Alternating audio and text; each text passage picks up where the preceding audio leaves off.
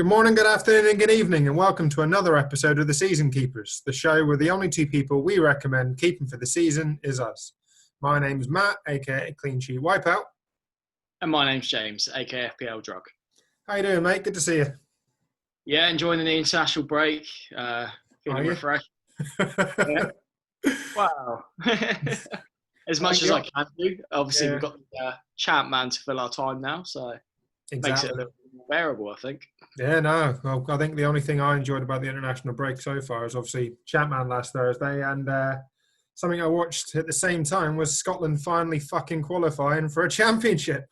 Buzzing, yeah, it's been a while, hasn't it? Fucking buzzing. 22 years, I think it's been, since we've qualified for a major tournament. So fantastic. I was so happy. Honestly, it was as if I was like celebrating a Van Nistelrooy hat trick at the last minute there, because as soon as David Marshall saved that pen, I jumped up, started celebrating around the lounge. Ellie was like, "What the fuck you doing?" I was like, "You don't understand." I don't blame you. I'm just surprised you didn't go out onto the street. Oh yeah, well, I mean, I'm sure the neighbours would have loved that at 10:15, I think it was, by the time the last booking was taken. So, and we're in quite a quiet neighbourhood, so they'd have loved it. But obviously, we've, like you said, international break this week, so we've had no Premier League. So we're going to do things a little bit differently, I suppose, this week. We're going to look at FPL game week 9 as if like a preview, run through the fixtures, maybe have some score predictions, see what you fancy this week. Then we'll look at the Sky game, the fact that we've been given game week 11 and 12, but that's it. So still quite difficult to plan in the long run. And then of course we'll talk about ChampMan and the fact that, you know, season started last week. You're a brand new user. We'll get your thoughts on how you thought the whole Soccer Saturday vibe went, and maybe plans for the future. And inevitably, we'll talk about Rep 12. So I think we'll get cracking, mate. And obviously this weekend, we've got some issues, injuries, COVID-related that we'll touch on. But I thought, let's get some score predictions in and maybe some thoughts on each of the games. So first game up, 12:30 on Saturday, Newcastle against Chelsea. Now, obviously, owning Zuma, I want Chelsea to keep a clean sheet. But do I think they will? Kind of depends on whether Callum Wilson confirmed out? Yeah, I think so. Yeah, I think they may well be more likely to get that clean sheet now that Wilson is out. But I still fancy Chelsea to concede. So I've just got a gut feeling. So I'm going to say 3-1 to Chelsea on this one. Yeah, I think that's fair. Obviously, for me, Timo Werner, I'm even tempted to captain him, to be honest. There are other choices. I think Everton, which we'll touch on, might be a good captaincy choice. But I'm always a bit nervous about the early kickoff. That's the one thing that's putting me off. I don't want it to ruin my weekend. That's still an early kickoff, though, isn't it?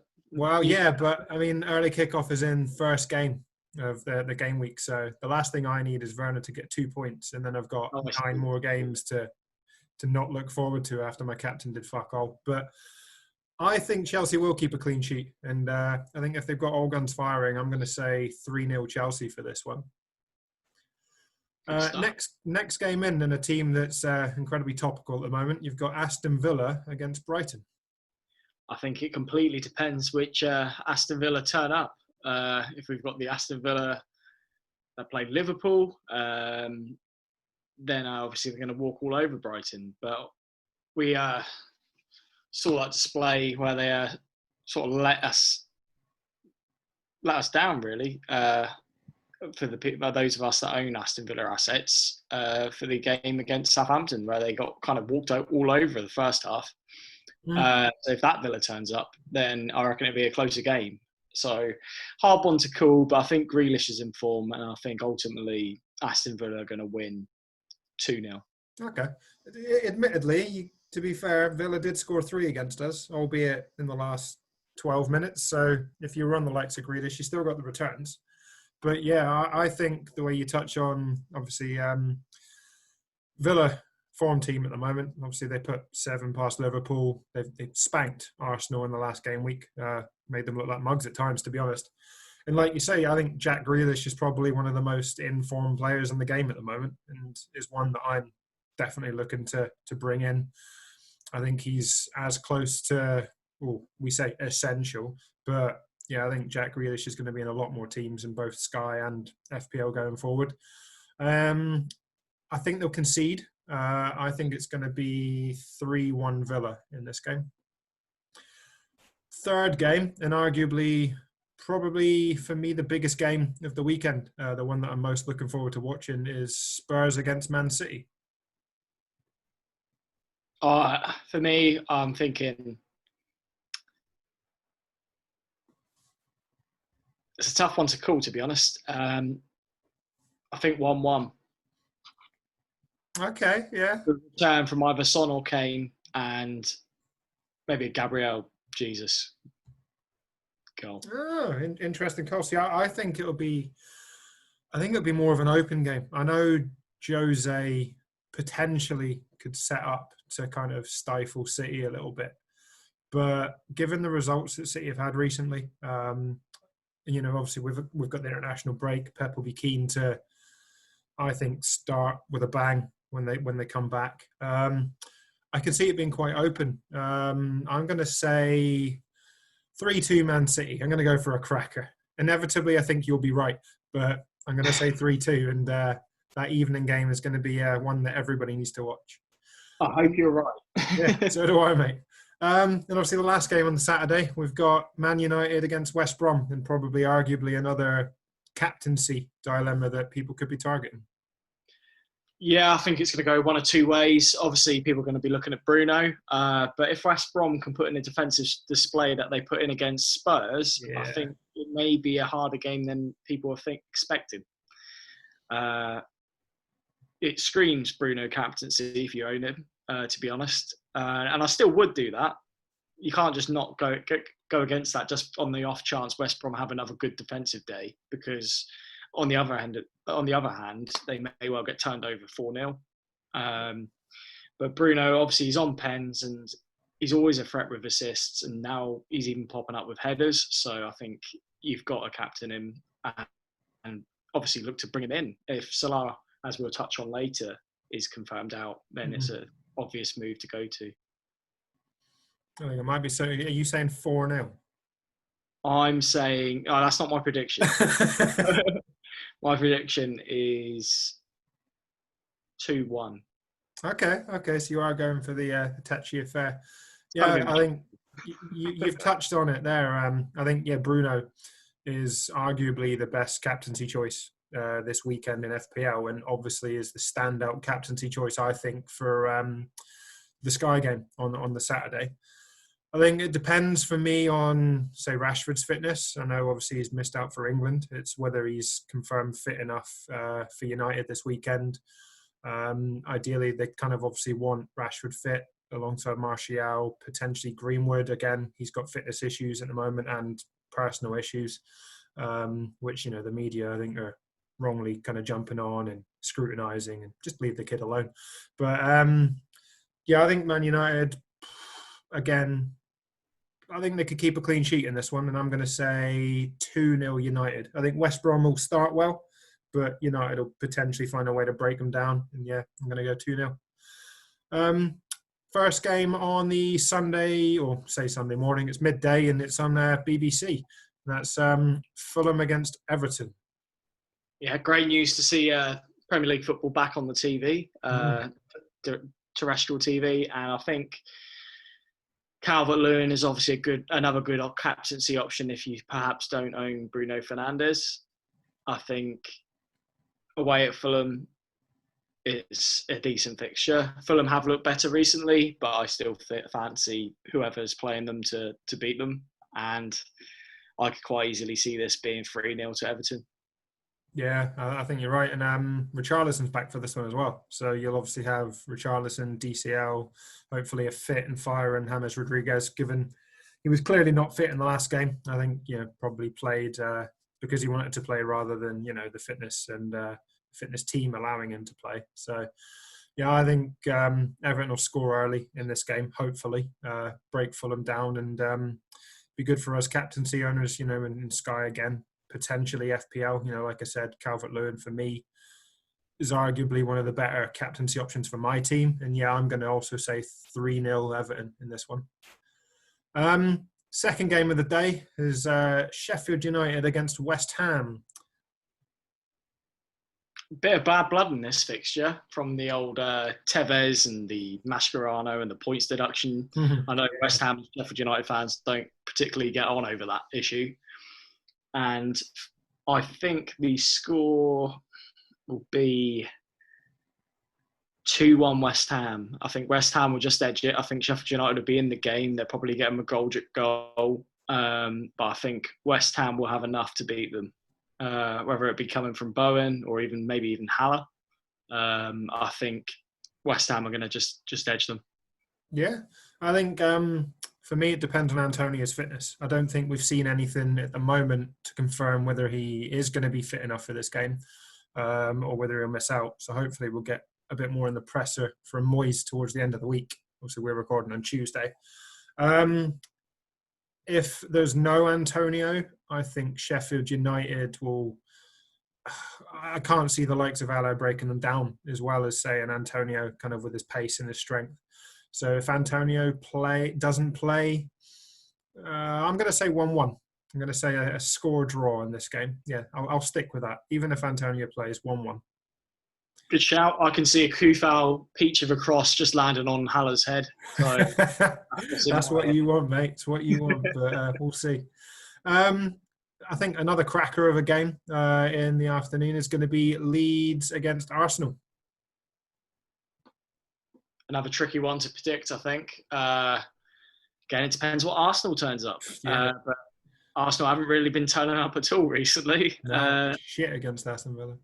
Yeah, I'd fancy Leeds to beat them, to be honest. It's a bit of a bold call, but I think they'll win 2-1. Yeah, to be fair, I wouldn't be surprised.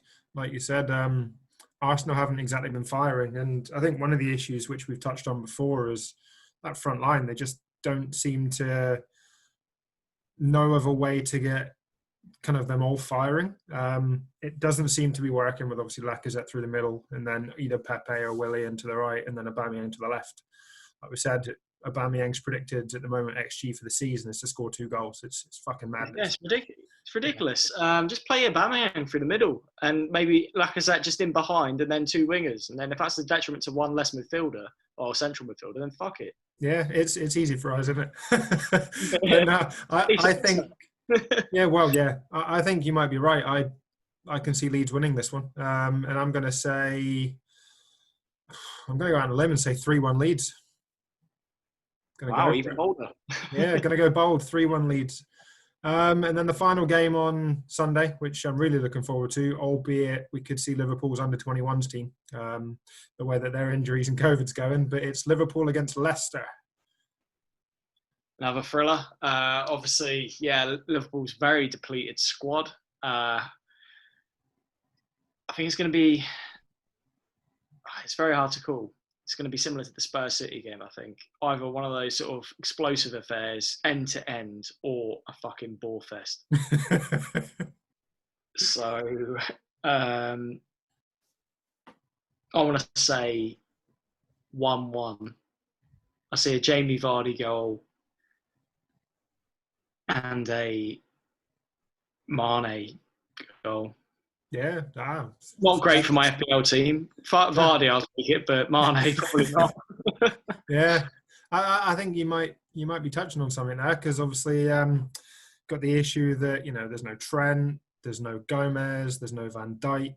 Robbo's fitness is, well, up in the air, but I think Robbo will be fine. He just, it was during the Scotland game. He mentioned that he was a bit worried about being 7th taking the pen because his hamstring was cramping up. So I think, yeah, he was just rested for the second Scotland game there because, they don't want to risk him now. They've qualified and there's arguably no point. So Liverpool have maybe even had a word and said, look, he's done his bit, kind of bring him back home. Other than that, yeah, I think it could be quite a tetchy affair. I'd very much like to see the end-to-end, kind of if Salah is COVID-free, I think he can come back from Egypt and then play on Sunday. we won't know that until Friday, I think, is when we'll find his test results. So it's a really short turnaround. So yeah, it depends, but I'm going to go 2-2 on this one. Yeah, fuck it, 2-2. Okay, interesting. Have you seen the expect a negative test? How can you expect a negative test? Oh, I know, it's bollocks. Yeah, and given in the Egypt squad, is it Elneny for Arsenal is now positive with the Egypt team. So obviously they've got it within the squad.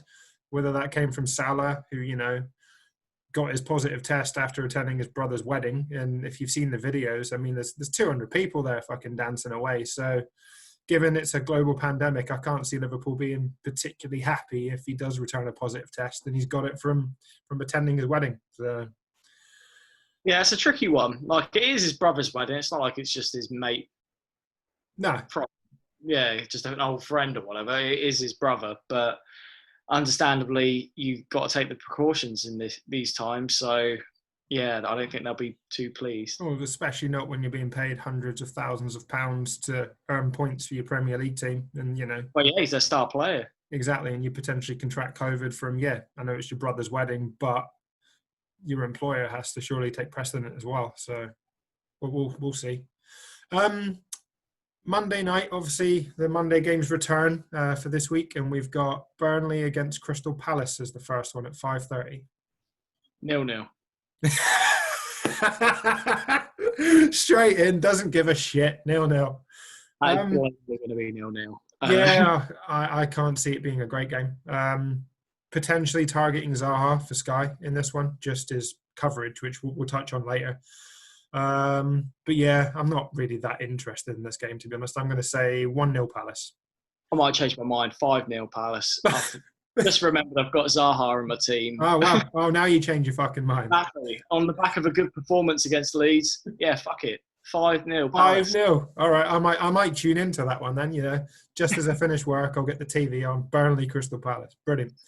The game that no doubt we'll both be tuning into and completes game week 9 is Wolves against Saints.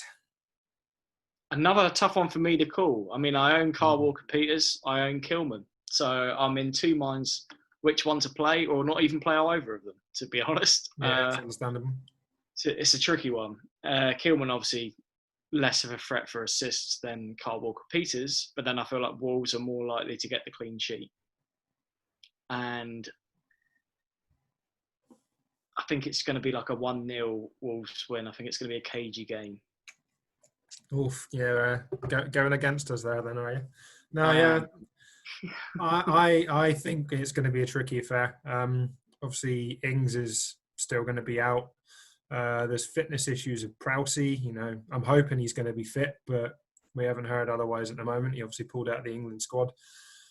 If that's the case as well, then I'm a little bit worried. We know Wolves are renowned for not turning up for the first 45 minutes and then start to grow into games. And I think Adama Traore could, when he inevitably comes on for Podence in the 54th minute, could cause some problems for our slowish backline. I know we've been really good recently, but we've not been tested in terms of getting in behind. I'm going to say 1-1. Yeah, I'm going to go for it. That's partly biased because I want us to get a point from it at least. But yeah, I think it'll be a good tactical game. But yeah, I'm going to say 1-1. Fuck it. Yeah, we're not far away. Yeah, I can't see it being the score fest that we've had recently. But obviously we've had the international break, and with that, that's brought injuries and COVID issues recently. We've seen there's been some worry about Ben Chilwell, for instance, who's been brought in by a lot, but I think it's been confirmed it was a back spasm.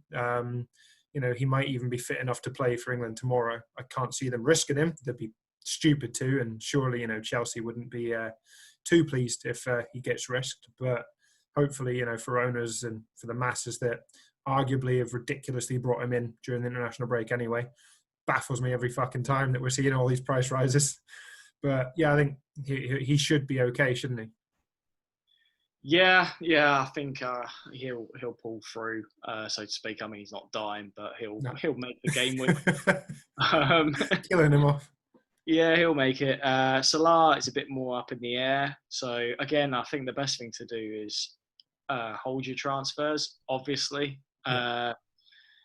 even without COVID, it would make sense to hold your transfers throughout the international break. But it makes it even more important to hold your transfers with the whole COVID pandemic that's going on. Anything can happen. Yeah, agreed.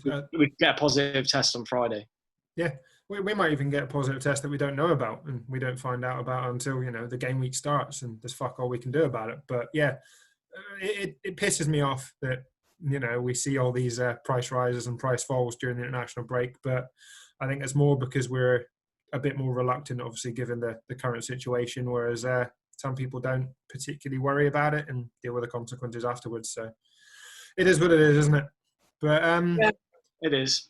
I think that's FPL. We've obviously had the release of fixtures for the Sky game, although Sky continue and, as we expected, provide very limited information. And we've only got the fixtures up till the end of November. So game week 11 and game week 12 we've obviously had.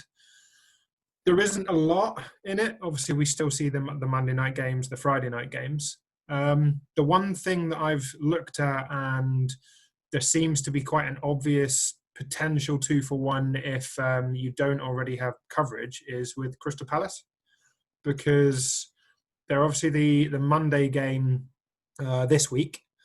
Obviously, it's Wolves Saints as well. A lot have Wolves or Southampton coverage there, but it's worth bringing in a Palace asset if you're then looking to play them on the Friday game. And obviously, the only Friday game we have is Crystal Palace Newcastle. So if you want the captaincy in that game, I think Palace are probably the team to target there. And it's whether you maybe go PVA if you think a couple of clean sheets, an assist might be an option, or whether you go for Zaha as a kind of rotate in for these two games and then rotate back out. Good shout. I think I'm going to have to consider some Palace players. I don't think I've got a Palace player in either of my teams. So definitely going to be in my thoughts for the rest of this international break. Yeah, I think I've seen a lot of teams out there with Gaita, which, is a decent shout. I think they've got potentially at least one clean sheet in there. But yeah, for the likes of me and you, there's the 2-for-1 there, whether we use the transfer, but I think it's worth it because there's going to be a lot of people, I think, on Zaha come that Friday. And, if he gets captained and holes, we're suddenly losing out on 30, 40 points possibly. So for me, yeah, I think that's the fixture I'm going to target. And then I'll see which players I then move on from there. Hopefully, Sky give us some more fixtures. There are talks that, I've seen on the rumour mill, we're potentially getting some December fixtures soon. So we might be able to plan a little bit more long term. And then fingers crossed come mid-December, we've got the, into January, because we want to be planning over that Christmas break because it's going to be fucking manic anyway. And you kind of want to have your captaincy planned in there for 2, 3, 4 weeks in advance. So fingers crossed. But yeah, at the moment, that's my thinkings for Sky. Not a lot to really touch on there until we get this game week, don't we? No, agreed. Some great observations there. Need Sky to get their shit together, really. Yeah. Arguably, you can understand why they're not, but for us, it doesn't fucking help. ChampMan, here we go. The one that obviously we've all been looking forward to, and it kicked off last Thursday. Did you enjoy it? Yeah, I loved it. Thoroughly enjoyed the stream. I was looking forward to it. Like, excitement was building on the day. I was thinking about it at work. And then, eventually the day came, the stream, graphics looking on point from FPL. Is it Captain? Captain, yeah. Captain. Aye, Captain. Saying that, but yeah, fantastic graphics and a great stream by our Irons and Teach mode. Very entertaining. I didn't expect the amount of piss taken that Irons was going to take in the first 10, 15 minutes. Absolutely. I wasn't sure what to expect, but it was quite a nice, relaxed atmosphere. Just a shame Dion Dublin got moved to centre back, really. Yeah, obviously that's what they touched on the stream. I think as soon as they got the injury and the sub, it seems like Dublin was probably the one to move to centre back. So you didn't benefit there. But yeah, I think you said both Irons and Teach Mode, obviously Andy and Luke, I thought they did exceptional. Given the circumstances, I know they were both a little bit nervous, obviously, about stepping into James's shoes, but I think James has been brilliant with them from what the boys have been saying. And yeah, I think they brought their own spin to it. And I really enjoyed the kind of the two of them being there. Obviously, Captain with the graphics, and he's in the background kind of manning the chat. We're always, at the moment, going to get the spoilers, which are fucking frustrating. When you sat there, you're not on Twitter purposely, you're watching them on the TV, and then suddenly you see some dickhead 30 seconds before they announce it saying, goal. And I was like, come on, like, wait a minute. Yeah. I hid the chat window with like another window to cover it when I didn't want to see anything, and then I just removed that when I. Yeah, I ended up putting it on full screen mode on my laptop and just ignored the chat for a while because obviously I had the Scotland game on at the same time, and I didn't really want the goals to be spoiled for Chatman, so just ended up hiding it. The only downside is you then don't get to maybe interact with everybody, which is Exactly. So yeah, providing we can get rid of these spoilers, then we can delve into the chat. Obviously, I am the commenter as season keepers in the YouTube channel. Matt, clean sheet wipeout, goes in there as clean sheet wipeout, so you know who you're talking to. If you're speaking to season keepers, that's me, or just in this case in the YouTube for channel. No, exactly. I have to stay in there as clean sheet wipeout. You know, it's a trait. Every time I popped up, there was always there, clean sheet wipeout, and then people get nervous and it's just in the chat. So always amusing. So how did you get on in ChampMan for your first game week? Not amazing compared to what some scores I've seen on Twitter, but obviously the people shouting about their scores will have done well. I got 72, which was okay. All right. Captain Rude, who got like 26, I think. I don't have it in front of me. And some decent returns from Given, a clean sheet, and Tome, who came in for Terry. So that turned out okay in the end. Obviously, fuming because Desai popped up with a goal. And obviously, going Terry, it's painful. No, I was in exactly the same boat. Obviously, Bramble and Terry didn't bother fucking turning up this week, but people are getting a bit worried. You know, are they in it? Are they not? It's been talked about on obviously the stream on a Sunday, and I think Luke's clarified a few things on Twitter as well. But it's going to happen for the first few weeks. It's effectively the AI just deciding, you know, this player hasn't played for a while, so I'm going to throw him in to keep him happy. But Terry and Bramble should realistically play 30 plus games. So if you've got them, they're not worth, you know, shipping out just yet. I got 84 this week, and I think that the primary difference between me and you was Shearer. Yep, I had Cole Court, who also returned, not to the degree of Shearer, obviously, but for 7 million, I was happy with that. Obviously, Shearer won't be playing next week. Yeah, I was going to say, touching on the whole Carl Court business there, you've benefited from the infamous Rep 12 this week because we found out that Newcastle have sent 6 players on holiday, including Alan Shearer, Lauren Robert, and Kieran Dyer. You know, so they've all fucked off, but Carl Court's still there, so you could see some good benefits. And he's not that highly owned, I don't think. So yeah, you might get a couple of it's a good differential, and you might even get a goal or two from him. I've seen, obviously, I think it's fantasy_CM and also Craig Camp, both do their own little pods about ChampMan specifically. And obviously both run Sims, and they've kind of looked at the data this week, which is really useful. And I thought I'd share it with you, and then obviously share it with the listeners. But for those that haven't checked out those videos, I highly recommend it. The two guys know exactly what they're doing for Sims, and it's just really useful for us to kind of maybe get ahead of the game. The kind of 4 teams to target potentially for goals this week. Obviously, Man United, even though they're away, I think in Craig Sims, the coming out is an average of 2.2 goals a game against Charlton, who are only getting 0.6. So the likelihood of a clean sheet, quite high, and the likelihood of probably a Van Nistelrooy haul again, very high. Leeds are another one that come out. So obviously with that Shearer news, people potentially, if they've got the money like myself, could be going on to Viduka. Obviously there are other options in, maybe downgrading to Rebrov, but Leeds are coming out at 2.5 goals a game for that across, I think it was 10 sims.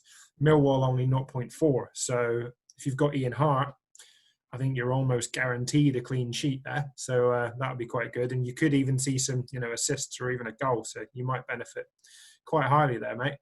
Yeah, glad with that. Well, yeah. Penalty. Oh, exactly. I was like, he's going to miss it.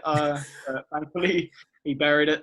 Well, had he missed it, it would have been an exact replica of the first game of last season, because most of us had Ian Hart, and he got a pen in I think it was the last minute of the game, missed it, and there was turmoil. Yeah, honestly. So as soon as it came up, I was so nervous. I was like, oh shit. Thankfully, I don't have him yet. Well, I say thankfully, he got a good point score there, but I didn't have much of the worry. But yeah, I'd maybe target Viduka if you could. And then the other team is obviously Man City and Newcastle are obviously quite high for goals. Newcastle, these have obviously been done with it not being a Rep 12, so it could be a different story. But I still think the likes of Carl Court will benefit, and you could do really well this week, mate. So I hope so. Yeah. The other thing is obviously this Rep 12 business. It could happen to any team. It's effectively when a bigger team goes against a weaker team at home generally. A lot of people have been talking about, Leeds could potentially Rep 12 against Millwall, who I think they're Rep 13, but it could still happen because they're a lower reputation. It's just a quirk of the game. It's nothing to worry about. If it happens, it happens at the end of the day. So the guys are going to leak one team, or at least a couple of players from a team each week, and they could kind of help us out there. But it's going to happen, and that's, I think, why you need a strong playing bench, particularly in ChampMan, because although we don't have COVID to deal with, we've got Rep 12. So no doubt me and you will see one, maybe two of our players miss out again this week, and we'll get points from the bench. I got 15 points from the bench this week, so it shows if you've got it playing, Bob's your uncle. But it's worth explaining Rep 12 because I had no idea what it was at first. I think I saw somebody in a group chat had no idea what it was. It's essentially just the rotation of players against weaker teams.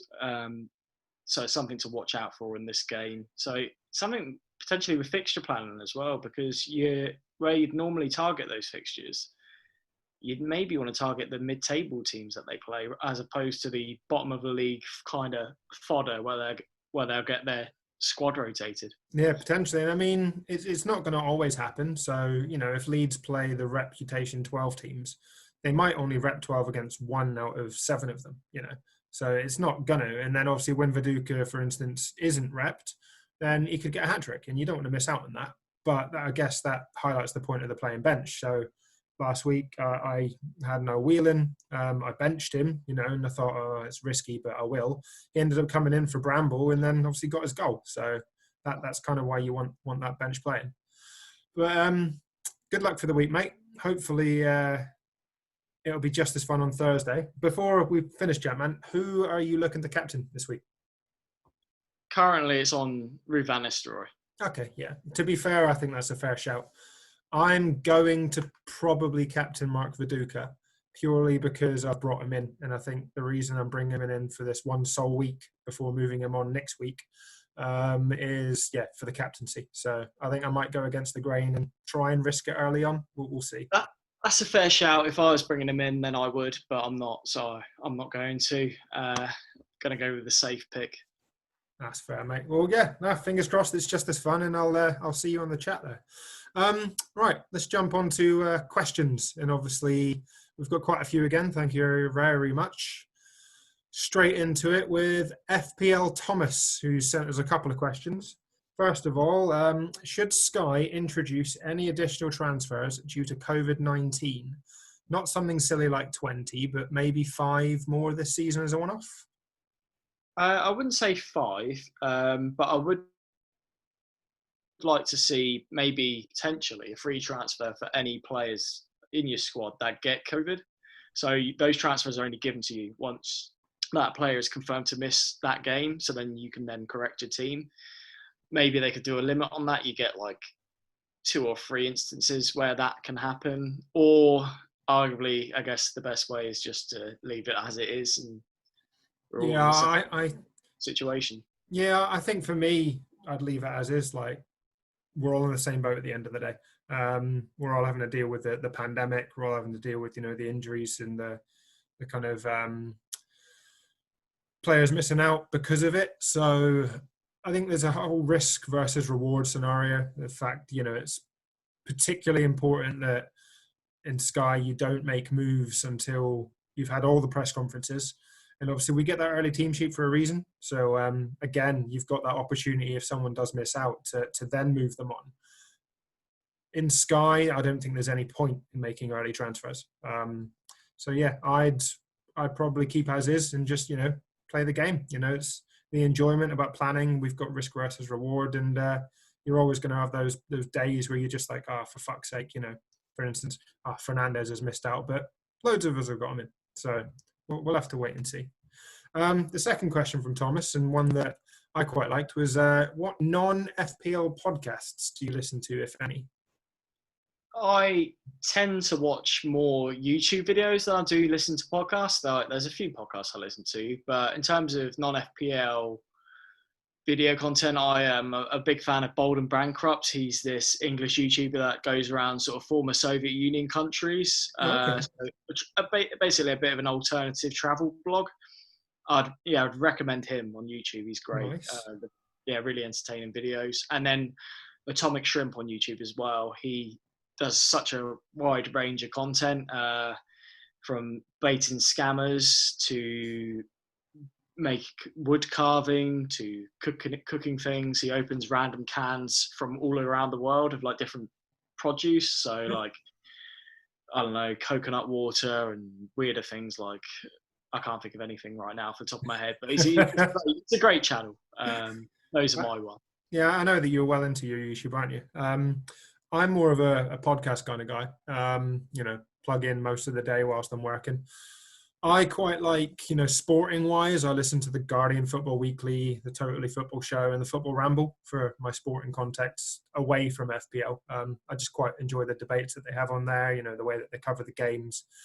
And there's more and more of them, I think all 3 of them probably have at least 3 podcasts a week now.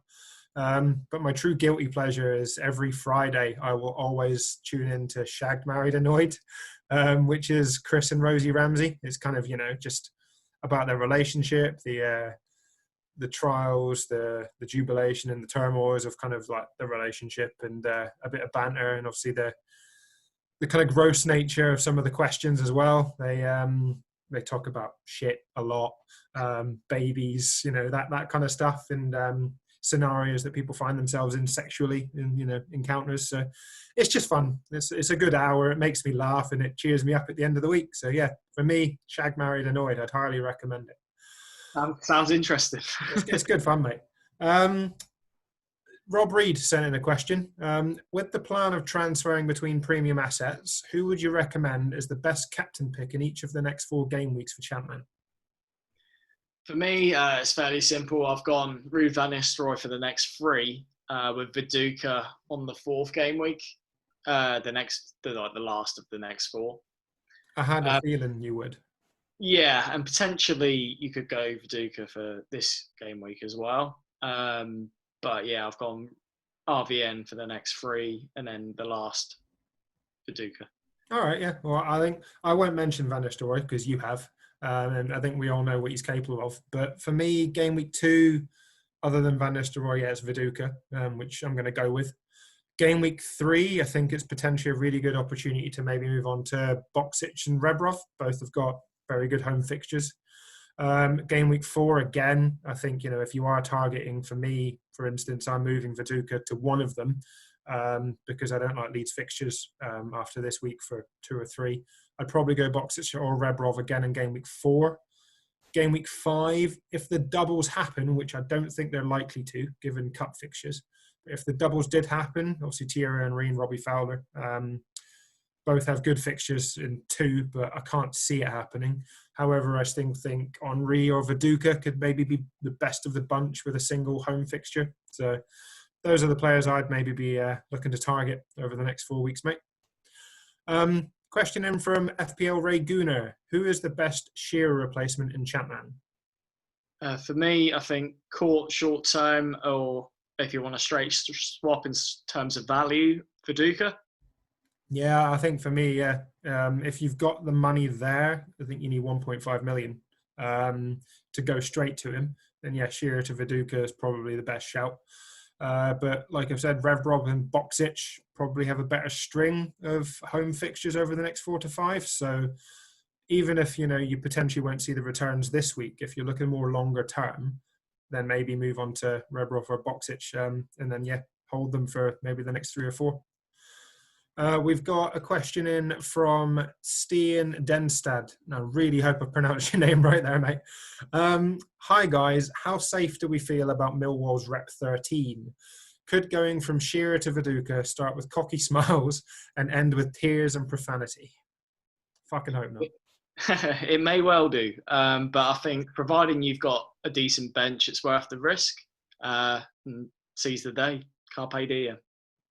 Yeah, it's understandable. I'm doing that very move, mate. Obviously, I've said that I'm going from Shearer to Viduka, so I really hope it doesn't crash and burn, and I'm not in tears when the stream starts after seeing the team leaks and the team lineups, but I'll be right with you there, mate. So good luck. Question in from FPL Booster. Could Bellamy be an option now in ChampMan? I don't think so. I think I'd go Court if you're looking for a cheaper Newcastle option. I think Bellamy's not going to start enough, personally. Agreed, yeah. I think for me, there's too much rotation risk. Shearer and Court, I believe, are probably the best Newcastle options. And if you are looking to maybe go elsewhere, there are, like we've said, Rebrov, Boxic. You've got options other than maybe gambling on someone like Craig Bellamy, where you might see a return this week, but then he could again miss out the following week. And you don't really want to be dealing with that constantly, do you? So I think, that's all the questions for the week. Thank you very much to everybody. And that probably draws an end to the show. And obviously it's slightly shorter this week, but when there's no football and it's an international break, it's nice to maybe do something a little bit different, be a bit more concise, and have a few gambles with some predictions. I think so. Still an enjoyable pod, though. I'd like to thank everyone for listening, sharing, commenting. We really appreciate it. Agreed, yeah. And on that note, it's a bye from me. And goodbye from me. Cheers, guys.